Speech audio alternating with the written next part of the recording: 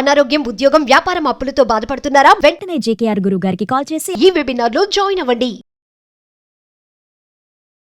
నమస్తే రమగారు. నమస్తే జయ. రమగారు, ఏదైనా సరదాగా చిన్నగా ఉండి కథ ఏదైనా చెప్పుకుందామా? ఉల్లికాడల కథ చెప్దాం మనం. ఉల్లి కాడలు బాగుందండి పేరు. ఉల్లికాడల పేరు బాగుంది కదా. ఊర్మిళ అని ఒక అమ్మాయి, దానికి చాలా నిదానస్తురాలు, మెతకది, కొంచెం భయస్తురాలు కూడా. అలాంటి ఊర్మిళని చిరంజీవి అని ఒక చిన్న ఉద్యోగస్తుడికి చిరుద్యోగికి ఇచ్చి పెళ్లి చేశారు. లేటెస్ట్ కథ రమగారు. అంతే అయి ఉంటుంది. 60లో రాయబడింది. అప్పుడే పేర్లు బాగున్నాయి. బాగున్నాయి, చూసాం ఎంత బాగా పెట్టారు. రామయ్య, సుబ్బమ్మ అలాంటి కథలు మీ అమ్మాయి ఎంతసేపు పోట్లాడుతుంది. వెంకయ్యమ్మ ఆ. కాకుండా ఎంత మంచి పేర్లు పెట్టారో. బాగుంది. పేర్లు అంటే గుర్తొచ్చింది. ఇప్పుడు ఒక విషయం చెప్తా. ఈ మధ్య పేర్లని తమాషాగా పెట్టుకుంటున్నారు కదా, అసలు దానికి ఏం అర్థం పడతాం. ఇష్యు ఉష్యు బస్సు 2 అక్షరాలు 1 అక్షరం అవే పేర్లు. ఒక అమ్మాయి ఎవరో పెట్టింది, రామచంద్ర అని పెట్టుకున్నారు బాబుకి పేరు. అదేం పేరు అంటున్నారు అందరూ. రామచంద్ర. రామచంద్ర పేరుకి తక్కువ అమ్మ. ఎంత మంచి పేరు, ఎంత మంచి పేరు, ఎంత చక్కటి పేరు. అసలు రామా అని పిలుచుకోవచ్చు కదా. అదే కదా పుణ్యం పురుషార్థం. మీ పేరుందనా? నా పేరు లేకపోతే ఏమి, ఎవరైనా పిలవడానికి రామా అని పిలిస్తే ఎంత మంచిది. అద్భుతం కదండి కదా. నా పేరు ఉంటే ఏమి, నా పేరుతోటైనా బోళ్ళంత ముక్తి వస్తాయి. అప్పుడు నాకే రావాలి రమగారు. అవును. ఎన్నిసార్లు పిలుస్తాను నేను రమగారు రమగారు మరి రమగారు. నువ్వు సీఈఓ అవ్వలేదు. ఏంటి మీ పేరు పిలిచే? నా పేరు పిలిచి కాదు, నా పేరు పిలవడం వల్ల వచ్చే ప్రయోజనం. భగవంతుడి అనుగ్రహంతోనా? లక్ష్మీదేవి అనుగ్రహించింది. నేను థ్యాంక్ యూ సో మచ్. చెప్పలేకపోతాం కదా. అంతే కదండి, భగవంతుని నామస్మరణ అప్పుడు ప్రత్యేకించి పిలవకుండా వ్యక్తుల ద్వారా పిలిచే అవకాశం కదా రమగారు. అందుకే మనం దేవుడి పేర్లు పెట్టుకుంటాం జయ. అవునండి, అవును. ఆ అమ్మాయికి చాలా ధైర్యం చెప్పా, ఏం పర్వాలేదు, పెద్దయ్యాక పిల్లాన్ని అందరూ ఏడిపిస్తారేమో అని బాధపడుతోంది. అమ్మాయి బాధపడుతోంది. ఎందుకు బాధపడతావమ్మా, చక్కటి పేరు, ఎంచక్క చాలా మంచి పేరు పెట్టుకున్నావని. చాలా ఈ బాగుంది. వీడియో అమ్మాయికి నేనే పెట్టాలి స్వయంగా. పెట్టేయండి రమగారు. చక్కటి పేరు. ఒకవేళ ఈ పేరు బాగోలేదు అన్న వాళ్ళు ఎవ్వరు మనుషులుగా పరిగణించడానికి కూడా పనికిరారు. Oh my god. ఇది బాగోలేదంటారా జయ ఎవరైనా? చాలా పైగా బాగుంది. ఎవరి పేరు వాళ్ళ ఇష్టం కదా. దీనికి అర్థం లేకపోతే ఆలోచించాలి. అది పరమార్థం కలిగిన పేరు కదా. Meaningful గా ఉంది, పలకటానికి ఎంత బాగుంది. సులువుగా ఉంది కదా రమగారు. చక్కగా రామని పిలుచుకోవచ్చు, చంద్ర అని పిలుచుకోవచ్చు, రామచంద్ర అని పిలుచుకోవచ్చు.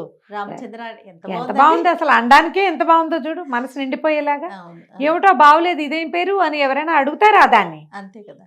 చాలా బాగుంది రమగారు, నిజంగా బాగుంది. ఆవిడకి చెప్పండి. అదే కదా. సరే, ఓకే. అయితే ఊర్మిళ చిరంజీవి పెళ్లి చేసుకున్నారు. అయితే ఈ చిరంజీవి పరమ అసహనం, మహాకోపిష్టి, దురుసు, ఏదో చేసేవాడు ఉద్యోగం. ఒకరోజు ఏం చేశాడు, ఉల్లికాడలు పట్టుకొచ్చి పైవి ఆకులు కత్తిరించి, ఆకులు దుంపలు కత్తిరించేసే. బాగుందిగా. బాగుంది. సరే, అమ్మాయి ఆ మూగుడు ఏం చెప్పినా సరే సగమే వింటుంది. భయం దానికి. దుంపలతో కూర చేయాలి, పై దాంతో పులుసు చేయాలి, ఇటు దటు చేసేసి. ఆయన ఏదో పని చేసుకుని వచ్చాడు, బయటికి వెళ్ళాడు. మరి గుడికి వెళ్ళి వస్తాను, గుళ్ళోంచి తిరిగి వచ్చాక అన్నం తింటానన్నాడు. ఇంటికి రాగానే సరే పేటేసింది, అన్నం పెట్టింది. తీరా చూస్తే ఆ ఉల్లికాడలతోటేమో కూర చేసి పెట్టింది, ఆ దుంపతోటి ఉల్లిపాయలతోటేమో పులుసు చేసేసరికల్లా భార్యను ఉంచి దభిమని కొట్టేశాడు. చెప్పింది చేయవా సరిగ్గా? నేనేం చెప్పాను, నేను ఏం చేయమన్నాను, దీంతో ఎవరన్నా పులుసు చేసుకుంటారా, దీంతో కూర చేసుకుంటారా అని కొట్టాడు. ఈ పిల్ల ఏడుస్తూ నుంచింది. ఈ లోపల దభీమని పెద్ద శబ్దమైంది. ఎవడో అటక మీద నుంచి ఒక దొంగ ఎప్పుడో దాక్కున్నాడు. సాయంకాలం ఆ పిల్ల దొడ్లో పని చేసుకుంటుంటే వాడి ఇంటికి వచ్చి అటక మీద దాక్కున్నాడు. దూకాడు. దూకి అక్కడి నుంచి చిరంజీవిని పెడరెక్కలు విరిచిపట్టేసుకున్నాడు. ఇంట్లో ఉన్న డబ్బు, నగ, నట్ర అన్నీ ఇస్తావా ఇవ్వవా అని. ఏం చేస్తాడు, తాళ్ళ చెవులు ఇచ్చేయమన్నాడు. అప్పటిదాకా భార్య మీద ప్రతాపం చూపించాడు. భార్య మీద ప్రతాపం చూపించే వాళ్ళందరూ కత్తిగా కటారు చూపిస్తే చాలా భయపడతారు. ఇక్కడేముండదు ప్రతాపం. కొంతమంది అలాగే ఉంటారు కదా. ఏదైనా ప్రాబ్లం వచ్చినప్పుడు చాలా బెదిరిపోతారు. పెళ్ళాల మీద మాత్రం ఎంత ప్రతాపమైనా విరుచుకుపడిపోతారు, ఎంత ప్రతాపమైనా చూపించేస్తారు. అక్కడి నుంచి నగా నట్రా మూట కట్టించారు. ఏంటి మంచి వాసన వస్తుంది మీ ఇంట్లో, ఏముండింది పెట్టి అన్నం పెట్టించు నాకు అన్నాడు. అనేసరికల్లా కసిరేడు పెళ్ళాను. ఏంటి వాళ్ళు ఆయన అడుగుతుంటే అన్నం పెట్టవా అన్నాడు. అనేసరికల్లా దొంగ గారికి అన్నం పెట్టమని కత్తి అనేసరికల్లా దొంగ అన్నాడు, నేనే అరవాలి, నువ్వు అరవకూడదు, నువ్వు నోరు మూసుకుని నుంచో అనేసరికల్లా అమ్మాయి ఏం చేస్తుంది, ఒకటి కోసం పీటేసి కంచ పెట్టిందిగా, తినేసాడు చక్కగా. మళ్ళీ ఇంకో పేటేసి కంచం తెచ్చిపెట్టింది. తన కోసం వండుకున్న అన్నం తెచ్చిపెట్టి ఆయన కూర పులుసు వేసి ఎంత బాగుంది, ఎంత బాగుంది. ఆకుకూర కాడలతో కూర చేసుకుంటారా అమ్మాయి, ఎంత బాగా చేసావు అని కూర అన్న అంతా కలుపు తిన్నాడు. అక్కడి నుంచి అసలు ఉల్లిపాయ పులుసు ఎదిరిపోయిందన్నాడు. ఇంత మంచి వంట, ఎంత బాగా చేసావు, మరి ఎందుకు దెబ్బలు తిన్నావు నువ్వు అన్నాడు. అనేసరికి అమ్మాయి బిక్కు బిక్కుమంటూ మొగుడు కేసు చూస్తుంది. చూసారు కల్లా దొంగ అన్నాడు. నేను అసలు దొంగని ఎందుకు అయ్యానో తెలుసా నీకు? మా నాన్న తాగుబోతు, మా అమ్మని తెక్కొట్టేవాడు, ఎప్పుడు కొట్టుకు తెచ్చేవాళ్ళు, అన్నిటికీ కొట్టేవాడు.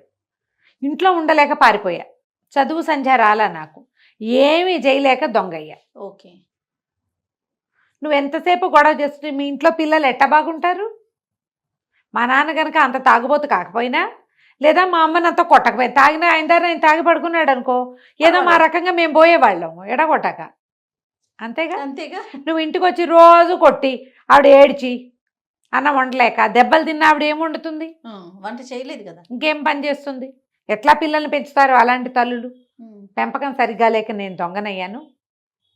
నీకేం పోయే కాలం, శుభ్రంగా వండి పెట్టింది కదా, అది కాకపోతే ఇది ఏదైతే ఏమి, మీరు తినటానికేం బాధ, రెండు బాగున్నాయిగా రుచిగా. నేను చెప్పింది చెప్పినట్టు చేయలేదు కాబట్టి రుచిని కూడా గ్రహించని గుణం, కోపం అసహనంతో సాధించేది ఏమీ లేదు కదా. సంసారం పాడు చేసుకోవటం అని బుద్ధులు చెప్పాడు అని చెప్పాడు. నువ్వు పాడు చేసుకుని ఇట్లా చేసావు, ఇట్లా చేస్తున్నావు, రేపొద్దున్న నాలాంటి దొంగకి ఇంకొకటికి తండ్రి అవుతావు నువ్వు. నాలాంటి వాడే మీ ఇంట్లోంచి వెళ్ళి ఇంకెవరింటోనో దొంగతనం చేస్తాడు అని చెప్పి, అమ్మాయి ఈ నగ నట్రా తీసుకో, చక్కగా పెట్టావు భోజనం, ఎన్నాళ్ళలో అయింది ఇంత మంచి కూర పులుసు తిను అని మూట కట్టించిన నగలన్నీ ఎత్తి ఊర్మిళ చేతిలో పెట్టాడు. వెళ్ళొస్తానని చీకట్లో కలిసిపోయాడు. అక్కడి నుంచి చిరంజీవి ఏనాడు అమ్మాయిని ఏం అనలేదట. ఎందుకంటే ఇది చూడు ఎంత చిన్న కథ జయ. తండ్రుల తల్లుల దుష్ప్రవర్తన తర్వాత తరాన్ని విపరీతంగా పాడు చేస్తుంది. పెద్ద ఉల్లికాడల మీద కొట్లాడుకోవడం చిన్న విషయంగా మనకు నవ్వుతూ కనిపిస్తుంది, ఇలాగే పోట్లాడుకుంటారు. పెడితే పెట్టావని, పెట్టకపోతే పెట్టలేదని, కాఫీలో పాలు ఎక్కువైనాయని, లేదా డికాక్షన్ తక్కువైందని, టీ పొడి ఎక్కువ వేసావు తక్కువ వేసావని దాని మీద కొట్టుకుంటారు. కొడతారు కూడా జయ, చెయ్యి విసిరేసేస్తారు, ప్రతి దానికి తగాదా పడతారు. తండ్రులే కాదు తల్లులు కూడా చేస్తారు. తల్లులు కూడా పిల్లల్ని ముందు అది పెట్టి తర్వాత ఇది పెట్టాలి, నేను చెప్పాక నేను చెప్పింది చెప్పినట్టు ఎలా చెప్పానో అలాగే చెయ్యి. చాలా మందికి ఉంటుంది ఇలాంటి దుర్గుణం. వాటిని కరెక్ట్ చేసుకోకపోతే మన తర్వాత తరాలు ఏం నేర్చుకుంటాయి మన దగ్గర నుంచి? తల్లులేమో పిల్లల్ని కాల్చుకు తింటారు, తండ్రులేమో భార్యల్ని కాల్చుకు తింటారు. ఒక్కోసారి తండ్రులే భార్యల్ని పిల్లల్ని కూడా కాల్చుకు తింటారు. రేర్గా తల్లులు కూడా తండ్రుల్ని కొడుకుల్ని కాల్చుకు తింటారు. వాళ్ళు ఉంటారు. అమ్మో, వాళ్ళు కూడా ఉండి అసలు భర్తకి కొడుక్కి టెర్రర్గా ఉంటుంది తల్లి అంటే. అలాంటి వాళ్ళు చాలా మంది ఉన్నారు. ఈ తరహా వల్ల మనం సాధించేదేం లేదు. అవును. తర్వాత తరాలని పాడు చేసేస్తాం. వాళ్ళు మీ మొహం తప్పించేస్తారు, మీతో ఉండరు, పారిపోతారు. ఒక్కొక్కళ్ళకి ఒక్కో రకంగా ఉంటుంది. ఇతని భార్యకి ఉద్యోగం ఉంది, ఏదో తిండి పెడతాడు, ఎంతసేపు తిడుతుంటే తిండి ఏమి ఎక్కుతుందమ్మా? అంతేగా. ఈ తిట్లు తిట్టే వాళ్ళంతా పద్ధతులు మార్చుకోవాలని చెప్పడానికి ఈ బుజ్జి ఉల్లికాడలు కథ చెప్పాం. చాలా బాగుంది రమ్మగారు, సూపర్. నమస్తే. నమస్తే జయ.